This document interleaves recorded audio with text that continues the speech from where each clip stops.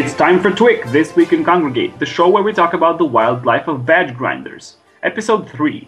And I'm Mircha. Oh, wait. Yeah, we don't have a show title yet. We're just going to talk about March winners in this episode and only about 2 games, because Kongregate only published badges for 2 games this week. Well, to be fair, they were really awesome games. And hard to get badges. Yep. The winners for March are Sushi Cat 2, The Legend of the Golden Robot, Tentacle Wars, The Purple Menace.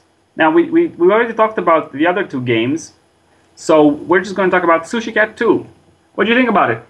I loved it. I also love Sushi Cat 1, and 2 was really, it was better.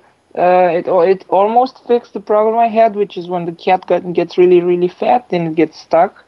But now I also managed to get, now it just gets more fluidy when it gets stuck. But it actually happened to me that it got stuck in some sort of loop where it would just throw it up. And while funny to watch, I thought it should stop after 10 minutes. It's also nice that they have a restart level. Yeah, but I love Sushi Cat as well, especially the new storyline, which I actually told everyone that I know. And I would even go online on Kongregate and show them the cutscenes and tell them the story from the cutscenes. I just loved it that much. And I like the new levels as well. I played the first Sushi Cat and liked it, and this one was just a blast. We already talked about the other 2 games, The Legend of the Golden Robot and Tentacle Wars, The Purple Menace. We invite you to play episode 1 if you haven't listened to it already. And we're going to be moving on to the badges of the week. So the first badge game of the week is quite a favorite of mine, which I have already talked about in the last episode, which is Tyrant. I was really glad to see it got badges, and a lot of them to boot. And I actually I didn't get them automatically. The last one, the hard one, is really hard, because even if I had played the game for about half a month, I still had to grind a little bit more to get it. Tyrant is a great game. It brings a new flavor to the collectible card games on Kongregate, because we've seen quite a handful of bad collectible card games on Kongregate. I really love the game, but I hate the energy bar, just like every other player on Kongregate who wants to get their badges. And I got the easy and the medium one, but the hard ones are gonna take a while. Yeah, well, you refresh 1 energy every minute, so it's not that bad. And also, it keeps the game going. You have something to go back to, because whenever I'm at home and I remember time, I'm thinking, oh, I have free energy, I shouldn't waste it. So, get me back to the game. Although I don't know how much I'll be playing it now that I got all the badges. Well, indeed, it could add up to its replayability value. And also, if you want to be playing it non-stop, you can invest in it, so developers can make a buck. Yep, that's always a good thing. So what decks are you running on Tyrant? Well, in the beginning I got the Soul Blade Rush, but now that I've been getting new cards, and I actually also got Elite recently. The developers are really, really cool and offer they just offer random prizes, and I, being so lucky, won 25 war bonds, which allowed me to buy Elite, which got me 120 war bonds. War bonds are like special currency in Tyrant.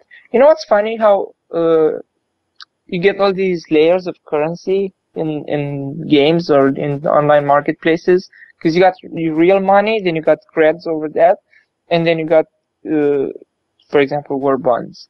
Why did they do that? Why did they do that?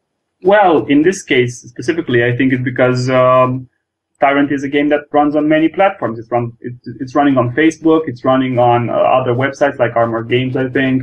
So they really needed a currency, an in-game currency, basically. Oh yeah, that makes sense. Although I don't think the Facebook and the Kongregate accounts are the same thing. No, they're running on different servers. Well, I'm a noob at this game. I've only been playing it for the past month. So I'm running a vampire deck at the moment, together with a raider deck. And that's about it for me. I don't have any war bonds, although I was seriously thinking of investing 100 creds into 60 war bonds, which would turn into 120. Is that like $10? Yes, 100 creds is $10, and you also get the 10 cred bonus. And the 100 creds turns into 60 war bonds. And 60 war bonds turns into 120 war bonds and access to elite cards. And developers get tipped. Moving on to Bullet Heaven. Now that's a favorite game of mine because I just got off Epic Battle Fantasy 3, which I finished last week, and I love this game. It's like the sequel was published right after. Well, it's not actually a sequel. It's just a feature because it's a whole other gameplay. It's a top-down shooter. It just has the same characters. But this is not on the way to Epic Battle Fantasy 4. At least I hope so. Well, I love the Archer edition, which is probably going to be a new character in Epic Battle Fantasy 4. And I meant by sequel, I meant the fact that it continues the game, the first game in a way. It's the same characters. And yeah, okay. Well, which one do you like the best? Yes, I got the Archer. I have to say, during the survival levels, the Archer isn't as good.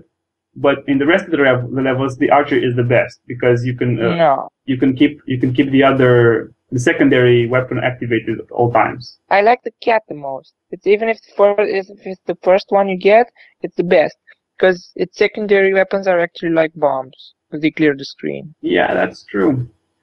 I also like the way the game features other Kongregate games, especially if you click on more shooters, you go to the shooters section of the Kongregate games.